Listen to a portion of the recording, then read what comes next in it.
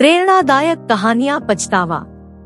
एक मेहनती और ईमानदार नौजवान बहुत पैसे कमाना चाहता था क्योंकि वह गरीब था और बदहाली में जी रहा था। उसका सपना था कि वह मेहनत करके खूब पैसे कमाए और एक दिन अपने पैसे से एक कार खरीदे। जब भी वह कोई कार देखता तो उसे अपनी कार खरीदने का मन करता।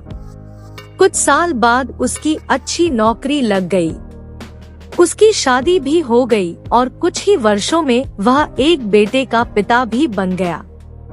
सब कुछ ठीक चल रहा था, मगर फिर भी उसे एक दुख सताता था कि उसके पास उसकी अपनी कार नहीं थी। धीरे धीरे उसने पैसे जोड़कर एक कार खरीद ली। कार खरीदने का उसका सपना पूरा हो चुका था और इससे वह बहुत खुश था। वह कार की बहुत अच्छी तरह देखभाल करता था और उससे शान से घूमता था। एक दिन रविवार को वह कार को रगड़ रगड़ कर धो रहा था, यहाँ तक कि गाड़ी के टायरों को भी चमका रहा था। उसका 5 वर्षीय बेटा भी उसके साथ था। बेटा भी पिता के आगे पीछे घूम घूम कर कार को साफ होते देख रहा था।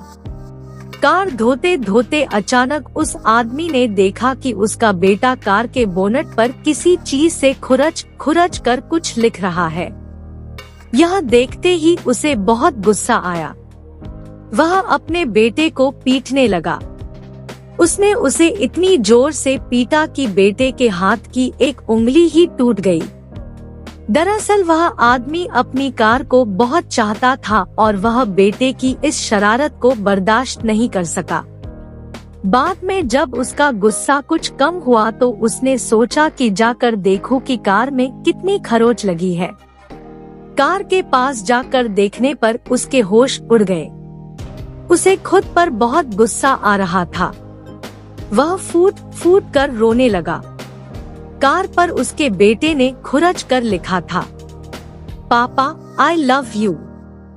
यह कहानी हमें यह सिखाती है कि किसी के बारे में कोई गलत राय रखने से पहले या गलत फैसला लेने से पहले हमें ये जरूर सोचना चाहिए कि उस व्यक्ति ने वह काम किस नियत से किया है।